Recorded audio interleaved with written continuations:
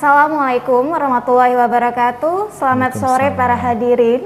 Selamat bergabung di acara Dokter Uner TV, program dokter edukasi dengan tema gangguan ginjal akut pada anak. Nah, buat teman-teman yang belum tahu apa sih Dokter Uner TV itu, Dokter Uner TV merupakan suatu platform dari Fakultas Kedokteran Universitas Airlangga yang mana tiap minggunya terdapat episode rutin baik seputar dokter edukasi ataupun podcast-podcast seru lainnya. So, jangan lupa subscribe akun Dokter Uner TV dan jangan lupa untuk follow Instagram Fakultas Kedokteran Universitas Airlangga @fk_uner untuk mendapatkan informasi seputar edukasi kesehatan. Nah, hadirin sekalian, dalam 1 jam ke depan kita akan mengupas tuntas nih seputar gangguan ginjal akut pada anak.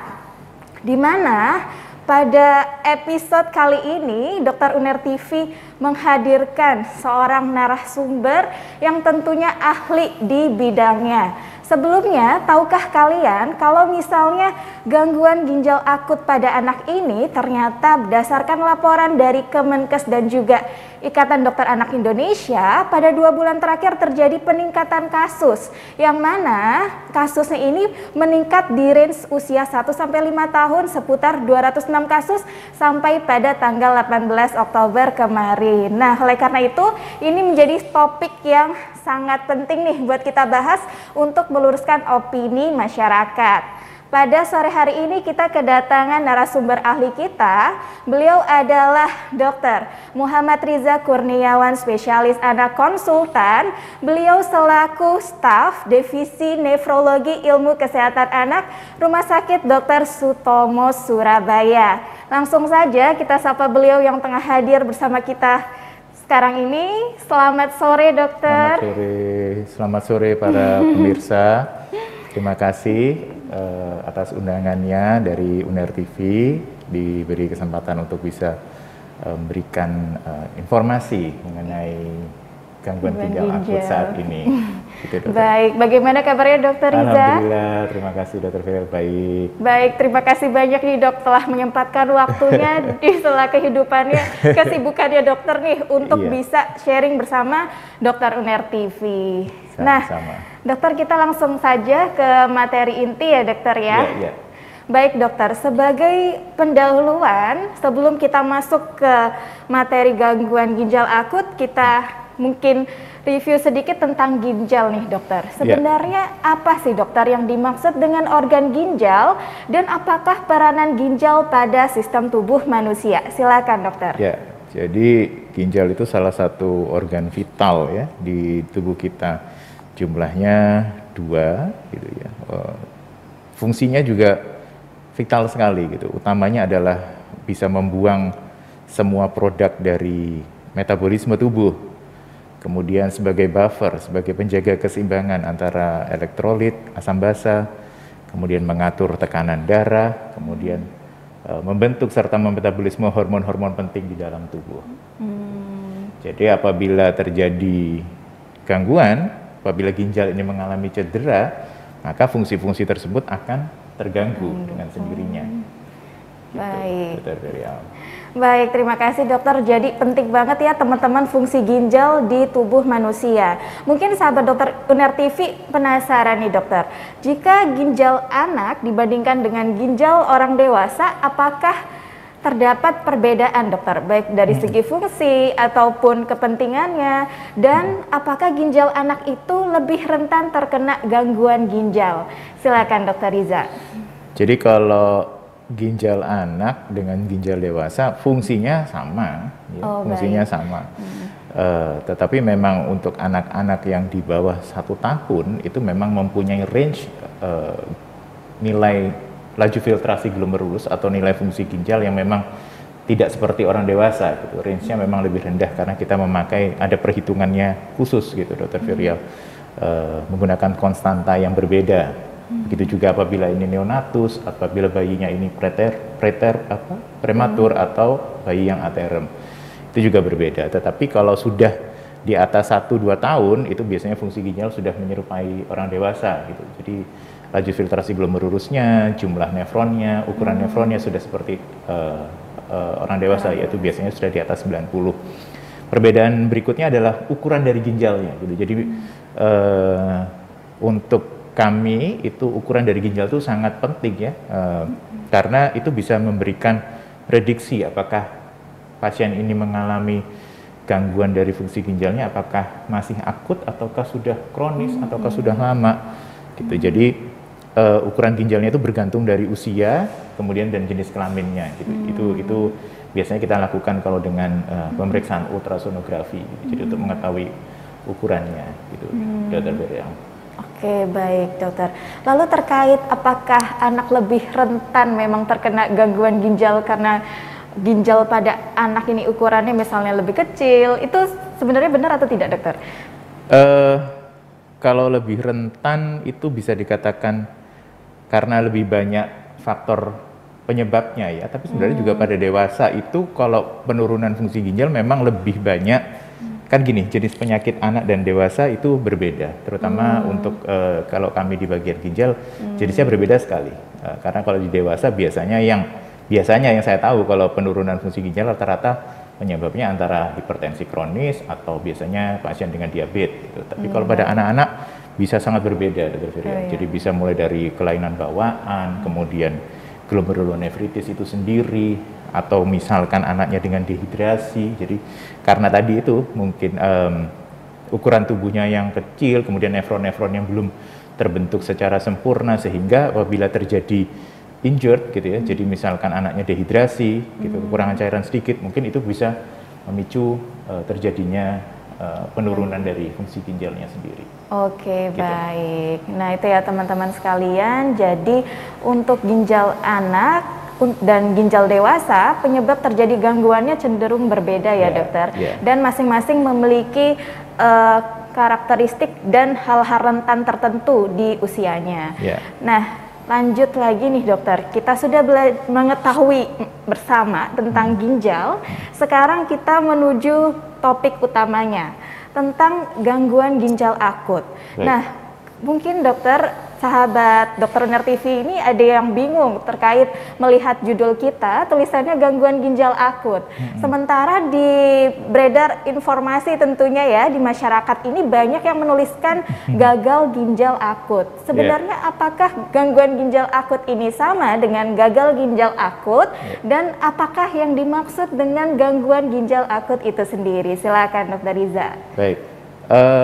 Terminologi berarti ya. Jadi kalau dulu memang menyebutkannya dari jurnal-jurnal itu acute renal failure gitu. Jadi gagal ginjal akut gitu memang. Tapi dari literatur yang sudah lebih baru itu sudah menyebutkannya adalah AKI, acute kidney injury gitu. Jadi gangguan ginjal akut. Kalau di gangguan ginjal akut sebenarnya pengertiannya sama gitu. Jadi penurunan dari laju filtrasi glomerulus gitu ya, yang ditandai dengan peningkatan serum kreatinin atau penurunan dari produksi urin. Gitu. Ya otomatis kalau dari penurunan laju filtrasi glomerulus berarti fungsi-fungsi yang tadi saya sebutkan fungsinya ginjal juga pasti akan menurun semuanya.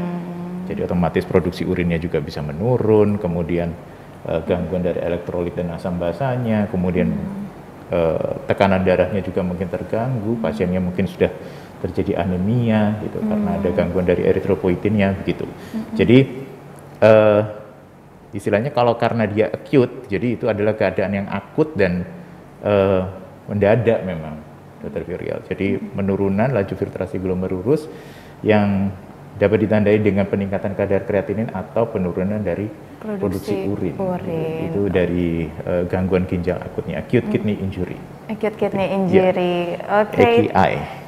Oke dokter, nah itu ya sahabat Dokter Uner TV, jadi jangan keliru lagi nih, sekarang termnya atau istilahnya sudah beda, bukan gagal ginjal akut lagi, bukan acute renal failure lagi, tapi sudah acute kidney injury atau gangguan ginjal akut yang dimaksudkan ini adalah istilah yang menggambarkan bahwa fungsi ginjal seseorang berkurang sehingga ditandai dengan penurunan produksi urin ataupun peningkatan jumlah serum kreatinin.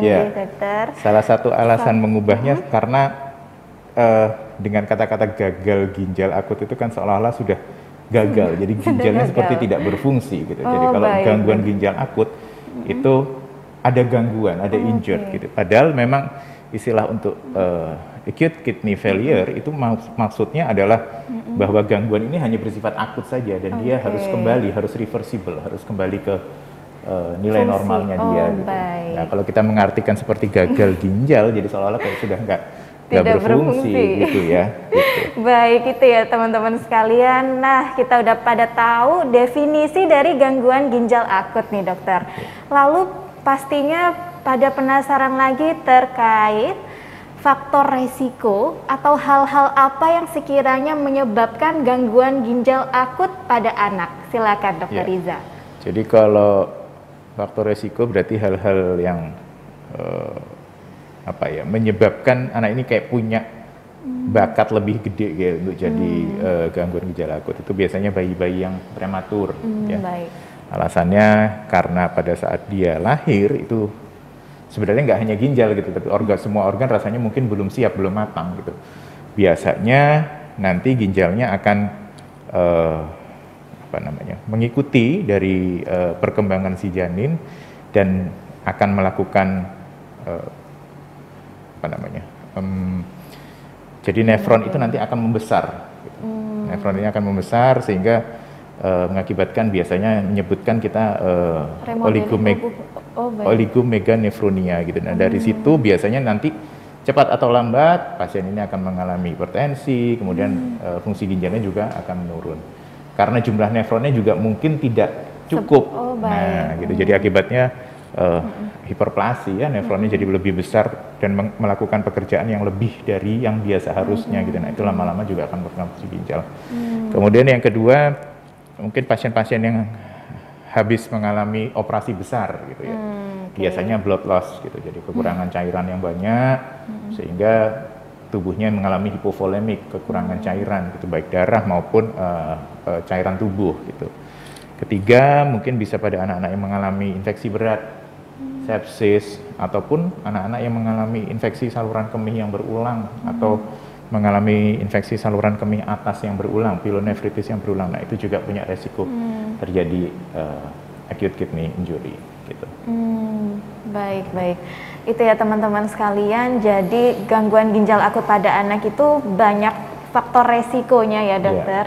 Baik itu dia kelahiran yang sifatnya prematur, ataupun dia ada dehidrasi berat, ataupun ada infeksi berat. Dan kalau lebih detail lagi tentunya banyak ya dokter penyebab-penyebab lainnya. Risk factor-nya. Baik. Nah terus sekarang dokter kita sudah tahu tentang apa saja sih yang menjadi faktor resiko.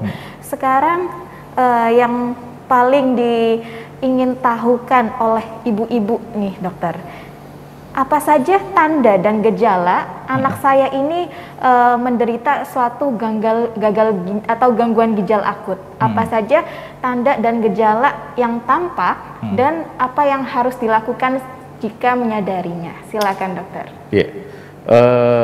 Jadi gangguan ginjal akut kalau orang tuanya, ayah ibunya pengen deteksi dini ya, atau pengen mengetahui gejalanya ya, itu biasanya bergantung dari etiologinya, dari penyebabnya. Jadi penyebabnya sendiri untuk gangguan ginjal akut ada 3 yang utama ya. Ada prerenal, renal, dan postrenal. Masing-masing bisa memberikan gejala yang sama maupun yang tidak sama. Kalau yang prerenal itu biasanya ada sesuatu yang terjadi sebelum ginjal, namanya prerenal gitu ya. Entah itu tadi yang saya bilang dehidrasi berat atau kehilangan darah yang banyak, atau mungkin anak ini dengan luka bakar, itu kekurangan cairan. Jadi volume yang masuk ke dalam ginjal itu, volume darah itu kurang, perfusinya kurang, akibatnya fungsinya akan menurun. Kemudian, nah kalau gejalanya yang prerenal otomatis yaitu tadi bisa berupa anaknya lemes, kemudian tanda-tanda dehidrasi berat gitu ya, atau mungkin kalau anaknya habis kecelakaan yang blood loss ya mungkin sampai pucat gitu ya, mungkin HB-nya sampai turun melorot gitu ya. Kemudian kalau yang renal berarti ada sesuatu di ginjalnya, bisa berupa glomerulonefritis yang bisa berupa sindrom nefrotik atau sindrom nefritik atau lupus atau IgA vasculitis nephritis gitu. Nah kalau yang seperti ini gejalanya biasanya bisa bengkak, kemudian bisa ada sesuatu di kencingnya gitu, bisa kencingnya mungkin berbusa atau berwarna kecoklatan atau kencingnya mungkin turun jumlahnya gitu ya. Kemudian kalau yang postrenal seperti misalkan ada batu, ya, batu saluran kemih atau batu ginjal, jadi obstruksi, jadi ada blok, atau mungkin ada kelainan-kelainan kongenital yang menyebabkan aliran urinnya jadi tidak lancar. Nah, seperti itu. Nah, ini juga gejalanya biasanya kencingnya tidak keluar, gitu ya. Kemudian mungkin ada nyeri pada pinggang, nyeri pada saat kencing, nah, seperti itu. Jadi itu gejala-gejala untuk masing-masing jenis etiologi. Tapi untuk yang gejala umumnya, biasanya yang saya pesankan kepada orang tua adalah satu, pantau terus produksi urin, gitu. Jadi kalau urin ini kan karena memang bisa dibilang begitu produksi urin menurun, berarti kita takutkan ada suatu hal yang terjadi di ginjalnya, gitu. Oke, baik. Terima kasih banyak, dokter. Nah, itu ya, teman-teman sekalian. Jadi, untuk tanda dan gejala gangguan ginjal akut disesuaikan dengan etiologi atau letak kelainannya, penyebabnya, dokter. Baik itu sebelum ginjal, misalnya karena dehidrasi ataupun infeksi berat ataupun pendarahan yang jumlahnya sangat besar, dan yang kedua letaknya itu di ginjal itu sendiri, misalnya ada suatu infeksi ataupun infeksi biasanya yang pyelonefritis ya kalau yang di kelainan renal, kemudian ya seperti glomerulonefritis itu dokter Rila, jadi keradangan di ginjalnya, gitu. Bisa nephrotic syndrome juga bisa, nephritic syndrome bisa gitu. Baik. Atau yang post renal yaitu tadi yang saya sebutkan ada blok gitu, jadi ada entah batu, entah tumor gitu ya. Kadang-kadang ada tumor abdominal, jadi sakitnya mungkin kelainan dari hematologi gitu, tapi tumornya itu ngeblok aliran urinnya jadi nggak lancar, jadi ya bisa fungsi juga akan turun, betul sekali. Oke, nah tadi kita udah bahas tentang tanda dan gejala sesuai letak penyebabnya. Sekarang mungkin ada yang ingin tahu lagi nih, dokter. Jika sudah diketahui tanda dan gejala, kok anak saya produksi air seninya berkurang, lalu dia mencari rumah sakit ataupun klinik-klinik terdekat. Kira-kira apakah hanya sebatas dengan gejala itu saja bisa didiagnosis sebagai gangguan ginjal akut, ataukah ada beberapa pemeriksaan yang harus dilakukan oleh untuk sang anak ini untuk menuju ke diagnosis gangguan ginjal akut? Kira-kira pemeriksaan apa saja, dokter? Ya, jadi kembali ke definisi tadi ya. Jadi definisinya gangguan ginjal akut penurunan fungsi ginjal gitu ya, yang ditandai dengan peningkatan serum kreatinin atau jumlah urin gitu. Jadi untuk AKI itu kan ada stagingnya gitu, ada stage-nya gitu. Stage-nya ada 3 stage, tergantung sih kita mau membaginya berdasarkan yang KDIGO atau berdasarkan dari rival kriteria, itu boleh silakan yang mana. Prinsipnya yang paling dasar itu AKI stage 1 atau AKI stage injury itu bila produksi urin kurang dari setengah cc per kilo per jam dalam 6 sampai 8 jam. Itu sudah kita anggap sebagai acute kidney injury. Apakah memerlukan pemeriksaan lanjutan? Ya tentunya memerlukan gitu. Jadi kita perlu konfirmasi dengan pemeriksaan dasar paling tidak bun dan serum kreatinin untuk mengetahui apakah sudah terjadi peningkatan atau belum. Apabila kalau sudah terjadi peningkatan, nah baru dilakukan pemeriksaan lanjutan lainnya untuk melihat adakah etiologinya gitu. Selain melihat etiologinya juga melihat apakah sudah terjadi komplikasi, misalkan sudah terjadi elektrolit imbalance, sudah gangguan elektrolit, kemudian ada gangguan asam basa atau anaknya sudah mulai pucat ya, HB-nya mungkin sudah mulai turun. Nah itu. Baik.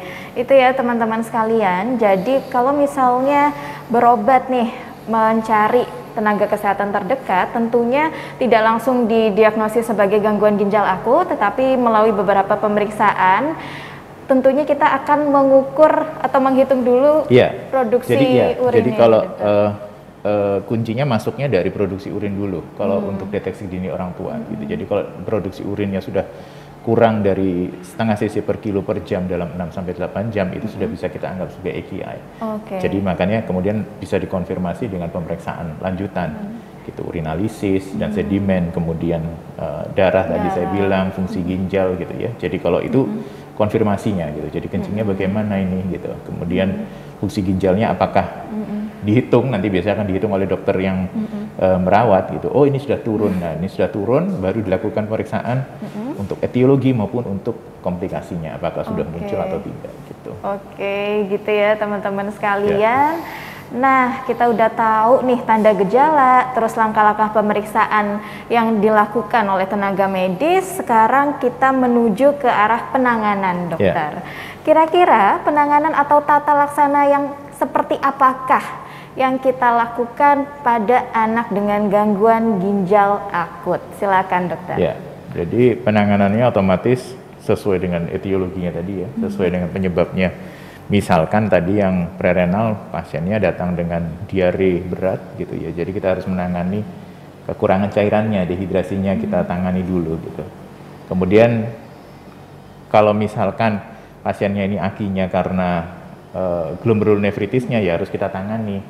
Misalkan dia sindrom nefrotik ya harus misalkan dapat transfusi albumin atau memberikan kortikosteroid gitu ya. Nah, misalkan penyebab akinya yang blok tadi misalkan ada batu ya harus dilakukan operasi gitu ya, harus ada tindakan definitif untuk misalkan membuang batunya supaya akinya selesai gitu. Nah, kalau penanganan yang secara umumnya ya kita suportif gitu. Jadi kalau ada gangguan elektrolit harus kita koreksi. Kenapa? Karena sekali lagi saya sebutkan tadi bahwa fungsi ginjal ini adalah sebagai buffer, sebagai penyeimbang. Jadi kalau dia sudah injured, otomatis akan terjadi ketidakseimbangan daripada elektrolit. Elektrolit itu apa? Garam-garam darah gitu ya, mungkin kalau orang awam bilangnya ya. Jadi harus diseimbangkan yang tidak seimbang tadi supaya tidak membebani kerja ginjalnya. Kemudian apabila terjadi gangguan asam basa juga tidak boleh diberikan koreksi juga. Kemudian menghindari obat-obatan yang nefrotoksik, obat-obatan yang merusak ginjal. Kemudian balance cairan, jadi jumlah cairan harus dipastikan antara yang masuk dengan yang keluar gitu. Yaitu yang untuk yang umumnya gitu. Nah, sedangkan spesifiknya masing-masing bergantung dari etiologinya kalau penanganannya. Kemudian juga bergantung dari stagingnya gitu. Jadi kalau Dr. Vira bertanya penanganan itu otomatis untuk acute kidney injury kalau misalkan dia mencapai yang sudah stage 3 atau pasien ini sudah anuri dengan tanda-tanda overload cairan, tanda-tanda kelebihan cairan, ya kita bisa melakukan tata laksana dialisis pada anak ini gitu. Dialisis bisa dipilih antara cuci darah, hemodialisis, atau saya menyebutnya biasanya kalau untuk orang tua cuci perut gitu, peritoneal dialisis gitu. Itu untuk yang fungsi ginjalnya sudah di bawah 15 atau pasiennya sudah tidak kencing dengan tanda-tanda overload cairan. Oke, baik, luar biasa detail sekali nih penjelasan dari Dr. Riza. Nah, teman-teman, jadi untuk tata laksana atau penanganan gangguan ginjal akut pada anak merupakan hal yang komprehensif dan kompleks tentunya, mulai dari etiologinya kita tata laksanakan, terus kita pastikan juga penyebabnya apa, terus juga kita berikan terapi suportif seperti yang dijelaskan oleh Dr. Riza tadi. Nah, tentunya mungkin di kalangan ibu-ibu sekalian langsung pada berpikir nih, dokter. Lantas jika anak saya menderita gangguan ginjal akut, apakah pasti harus rawat inap, dokter? Atau bisa rawat jalan? Silakan, dokter. Kalau gangguan ginjal akut dengan salah satu gejalanya yang berkurangnya produksi urin atau meningkatnya serum kreatinin jelas harus rawat inap. Oke, baik. Jadi apalagi yang akut ya, jadi yang tadinya nggak tahu ceritanya apa-apa tiba-tiba nggak kencing, pastinya nggak mungkin kalau kita rawat jalankan gitu. Pasti akan kita rawat inap, kemudian dilakukan workup gitu. Workup itu artinya mencari etiologi sambil melakukan tata laksana yang muncul pada dia saat ini apa, sambil melihat adakah komplikasi dan kita lakukan tata laksana untuk komplikasinya tersebut. Oke, gitu. Baik, itu ya ibu-ibu. Jadi segeralah lihat anak masing-masing apakah memenuhi kriteria tersebut, tapi juga jangan panik karena semua pasti ada alurnya dan semua punya tata laksana masing-masing. Nah, saya tertarik nih dengan pembahasan Dr. Riza mengenai dialisis tadi, dokter. Nah, terkait dialisis atau mungkin yang teman-teman sekalian tahu dengan cuci darah ya dokter. Cuci darah itu jika seorang pasien diharuskan untuk cuci darah, misalnya seperti yang dokter Riza sampaikan tadi, jika fungsi ginjalnya nih kurang dari 15 ataupun dia sudah tidak memproduksi air seni lagi, itu apakah berlaku seumur hidupnya harus cuci darah ataupun cuci darah tersebut dapat berhenti ketika fungsi ginjalnya sudah normal? Silakan dokter. Ya, ini tadi bergantung. Kalau kita bicaranya pada AKI, pada acute kidney injury, harusnya fungsi ginjalnya harus kembali menjadi normal atau kembali ke baseline-nya dia. Gitu. Cuma kadang-kadang kita pasien kan nggak ngerti, pemeriksaan fungsi ginjal itu kan bukan pemeriksaan yang rutin, gitu, bukan kayak memeriksa darah gitu ya. Kalau fungsi ginjal kan nggak rutin, jadi kadang-kadang kita nggak ngerti baseline-nya dia berapa. Tapi harus dikembalikan kalau memang aslinya dia tidak pernah ada riwayat tidak kencing atau tidak pernah ada riwayat bengkak, ya dia harus dikembalikan jadi normal. Gitu. Itu kalau yang AKI. Nah, tadi saya belum menjelaskan bahwa 20% dari pasien AKI ini dapat berkembang, dapat menjadi CKD, chronic kidney disease atau penyakit ginjal kronis gitu. Jadi apabila fungsi ginjal ini tidak membaik dalam waktu 3 bulan, itu maka akan bisa disebut sebagai CKD. Nah, kalau dia pasien ini sudah kita rawat, misalkan kita lakukan cuci darah, ya, kita diagnosis awalnya AKI, tapi kita ternyata sudah menemukan tanda-tanda kronisitas. Apa misalnya tadi saya bilang, ternyata saya USG, hasilnya ukuran ginjalnya kecil, nggak sesuai dengan umur. Tadi bilang itu berdasarkan umur kan? Iya dok. Jadi anaknya usianya misalkan 15 tahun, tapi ginjalnya cuma 3 cm gitu. Jadi itu biasanya kita lihat dari tabel, oh berarti ginjalnya ini udah berhenti fungsinya sejak dia dengan ukuran 3 cm gitu, ukuran 3 cm kira-kira berapa tahun usianya gitu. Kemudian kita bisa melakukan foto tulang, gitu, bone age itu untuk memastikan, oh umurnya 15 tahun ternyata foto tulangnya cuma 10 tahun, jadi mungkin ginjalnya udah berhenti di situ gitu. Atau mungkin tanda-tanda kronisitas yang lain, anemia, kemudian failure to thrive ya, gagal tumbuh gitu. Nah, kalau sudah seperti itu, kemudian kita tunggu dalam waktu 3 bulan ternyata fungsi ginjalnya tidak membaik, ya berarti dia masuk dalam CKD stadium 5. Nah, kalau sudah CKD stadium 5, ya tentunya akan seterusnya dia akan cuci darah gitu. Baik. Gitu. Nah, jadi itu ya teman-teman, tidak semua acute kidney injury itu reversible ya berarti dokter? Iya, harusnya reversible, tetapi kadang yang tadi kita nggak ngerti baseline-nya dia dan nggak ngerti ceritanya, jadi tiba-tiba anak ini datang, kemudian kita lakukan tata laksana, ternyata kok tidak kembali fungsi ginjalnya gitu, dan itu kita tunggu sampai dalam 3 bulan, ya berarti dia sudah masuk ke dalam tahap kronik. PGK gitu, penyakit ginjal kronik. Apalagi kalau disertai dengan tanda-tanda kronisitas yang tadi saya sebutkan gitu. Baik, itu sekitar 20% kasus ya disebutkan kira-kira ya dokter? 20% dari acute kidney injury bisa menjadi penyakit ginjal kronik. Ya. Baik, itu ya teman-teman sekalian. Jadi cuci darah itu tidak selamanya ya dokter, tergantung pengukuran dari fungsi ginjal pasien, apakah sudah normal kembali atau belum. Tapi diperkirakan dari penelitian yang sebelumnya, kira-kira 20% kasus nih gangguan ginjal akut bisa berpotensi menjadi penyakit ginjal kronik. Nah, kita sudah bahas tuntas mengenai tata laksananya nih dokter. Sekarang nih menuju ke pencegahan. Kira-kira bagaimana nih tips dari Dr. Riza kepada sahabat dokter UNER TV terkait pencegahan agar ginjal pada anak nih aman dan tetap sehat? Sekiranya begitu, silakan gitu dokter. Jadi sebenarnya kalau pencegahan yang pasti tidak kena gangguan ginjal akut ya tidak ada gitu, tapi kita memberikan pencegahan yang secara general gitu, artinya asupan nutrisi, asupan cairan ya, kemudian makan makanan yang bergizi gitu ya. Untuk anak-anak yang lebih besar itu juga tidak menghindari merokok, minuman beralkohol gitu ya. Jadi obat-obatan terlarang, menghindari pemberian obat-obatan yang di luar prescription dari dokter gitu ya. Jadi yang secara umum, dan kalau sekarang ini kaitannya soalnya habis pandemi gitu, jadi otomatis ya pesannya juga lebih untuk anak-anak ya tetap harus jaga prokes gitu, walaupun sekarang sudah mulai main ke mall, main di playground, ya tetap harus hati-hati gitu, karena terus terang setelah pandemi ini memang mereka jadi seperti lebih rentan, anak-anak ini jadi lebih rentan, maksudnya untuk sakit ya, gitu. Iya, Dok. Maksudnya bukan rentan untuk jadi aki, tapi rentan untuk sakit. Nah, sakit ini kan yang kita takutkan nantinya memicu yang lain-lain juga, gitu.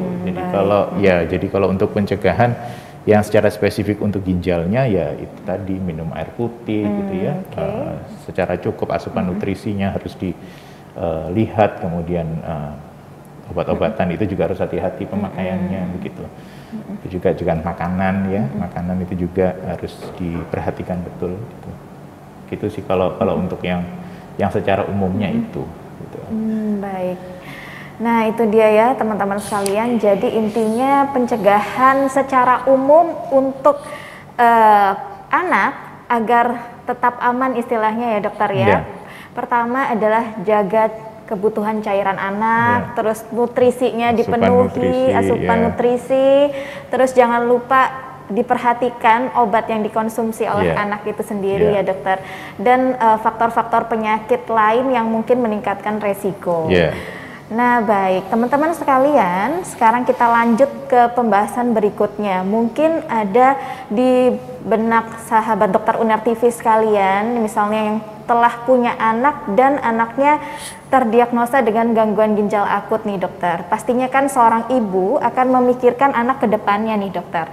Apakah anak dengan riwayat gangguan ginjal akut tetap memiliki harapan hidup seperti anak yang normal pada umumnya? Silakan dokter. Oh ya, tentunya gitu. Jadi gangguan ginjal akut tidak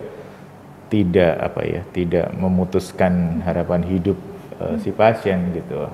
Apalagi misalkan gangguan ginjal akutnya yang masih dalam stage 1, 2 atau misalkan untuk kriteria rival mungkin hanya risk dan injury yang tidak harus sampai dia stay lama di rumah sakit hanya untuk hemodialisis, itu enggak gitu. Jadi ya tetap akan dia tumbuh dan berkembang seperti anak biasanya, tetapi harus tetap terkontrol. Terkontrol artinya harus tetap melihat bagaimana produksi urin, bagaimana daripada pemeriksaan urinalisisnya, kemudian evaluasi daripada fungsi ginjalnya tersendiri gitu ya, itu tetap harus terkontrol gitu.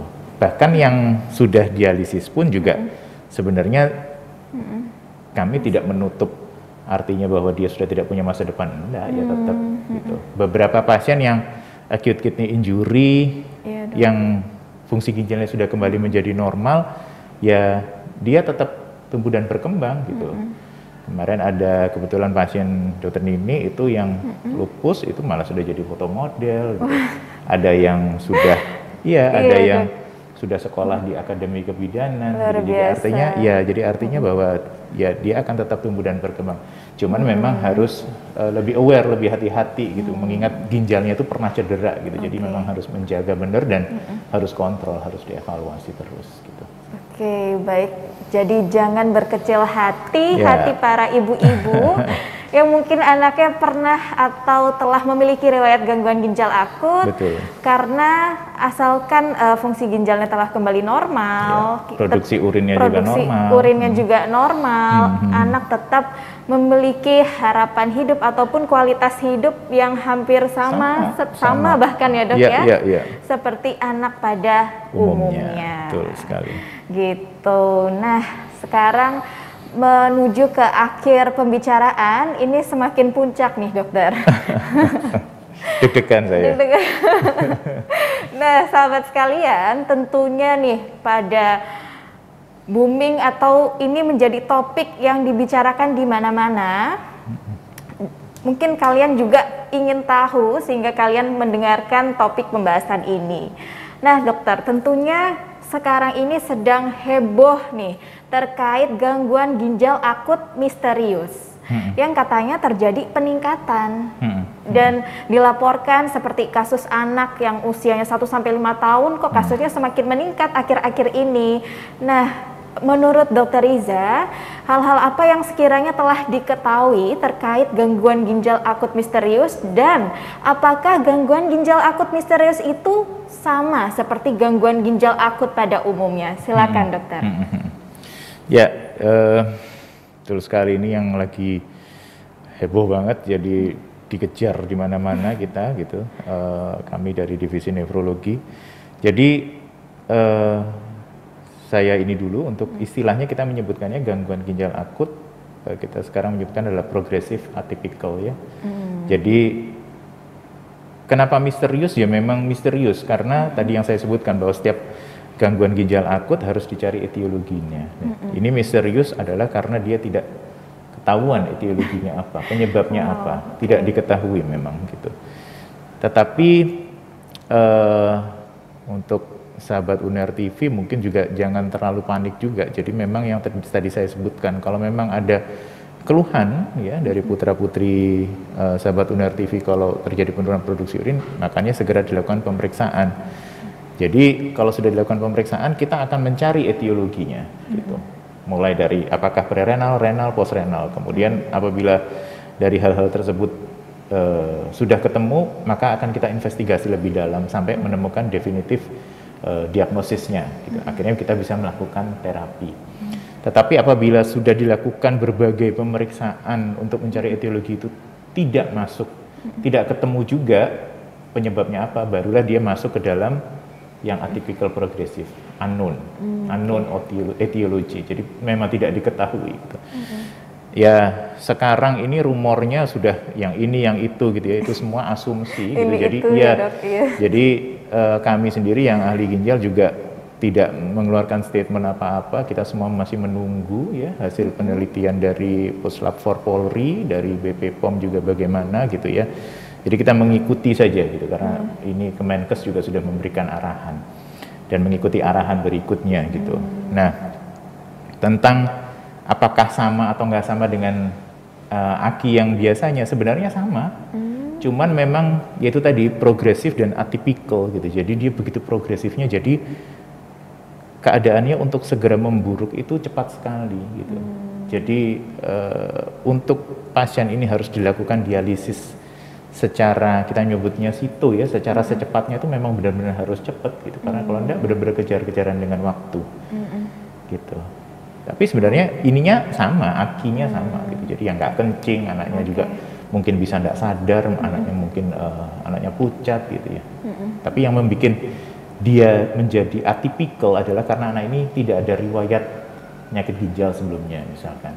Dan sekarang trennya memang betul sekali yang disebut Dr. Vira, jadi anaknya lebih kecil-kecil lagi, jadi di bawah 5 tahun. Ya, dengan gambaran biasanya memang awalnya itu batuk pilek, kemudian ada diare ringan gitu. Diarenya nggak sampai yang tadi kalau saya sebutkan, kalau yang prerenal itu dehidrasinya berat ya memang yaitu prerenal, tapi ini diarenya biasanya ringan-ringan saja gitu. Harusnya tidak sampai menyebabkan dehidrasi dan harusnya tidak sampai menyebabkan penurunan fungsi ginjal. Tapi begitu progresifnya sehingga fungsi ginjalnya begitu turun dan begitu cepat memburuknya gitu. Ya. Baik, itu ya teman-teman sekalian. Jadi gangguan ginjal akut misterius, kita udah tahu nih namanya sekarang dari Dr. Riza ya dok. Jadinya jangan sebut misterius lagi, tapi gangguan ginjal akut progresif atipikal. Nah, pada umumnya gangguan ginjal akut progresif atipikal ini sama seperti gangguan ginjal akut pada umumnya, tetapi perbedaannya lebih progresif, lebih cepat memburuk ya dokter ya. Dan memang penyebabnya masih belum diketahui dan masih dalam proses penelitian. Tapi kalian semua jangan panik, jangan cari informasi dari yang bukan kompeten di bidangnya. Yang kompeten seperti Dr. Riza ini saja lagi menunggu hasil penelitian baiknya ya dok ya dari Kemenkes dan juga BPOM. Gitu. Yang ya kita mengikuti arahan saja gitu. Baik, dokter. Misalkan sekarang harus memakai yang mana, harus tidak boleh yang mana, nah itu kita ikuti. Gitu. Karena memang dari arahan dari Menteri Kesehatan gitu.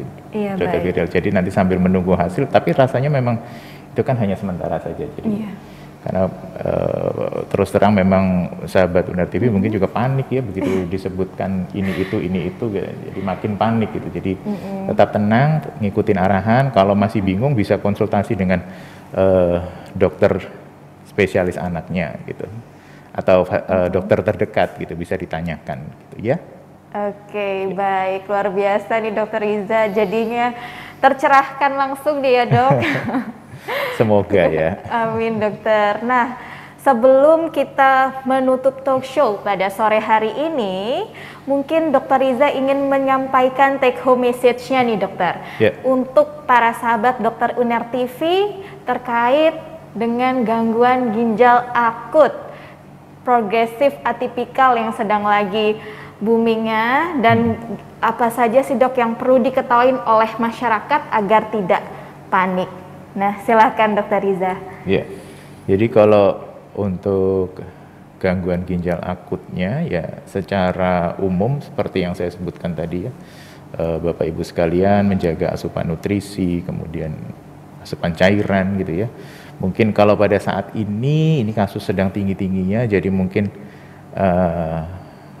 yang punya putra-putri apalagi yang masih balita mungkin tidak perlu, kalau tidak perlu sekali, tidak perlu dibawa ke kerumunan gitu ya, apalagi yang orang-orang sudah mulai lupa prokes gitu. Nah, akibatnya apa kan, kalau sudah gitu penularan untuk sakit entah batuk pilek, entah diare itu kan jadi lebih cepat gitu ya.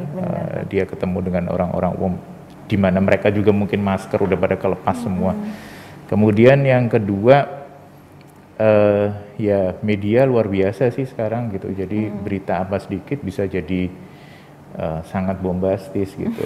Jadi jadi dan menurut kami Bapak Ibu sekalian tidak perlu panik, tapi harus tetap waspada gitu dan mengikuti saja arahan gitu. Jadi rasanya kalau pemerintah yang memberikan arahan kan tidak mungkin, maksudnya tidak mungkin akan menjadi lebih buruk gitu ya. Jadi sementara memang kalau memang sesuai dengan arahan surat edaran Kemenkes itu kan memang menggunakan obat racikan saja gitu, puyer saja, atau kalau anaknya besar ya mungkin bisa tablet saja gitu. Jadi tidak memakai yang jenis puyer, itu sementara saja gitu, sampai nanti semua hasil penelitian sudah terbukti atau dirilis atau bagaimana, nah itu sambil jalan gitu.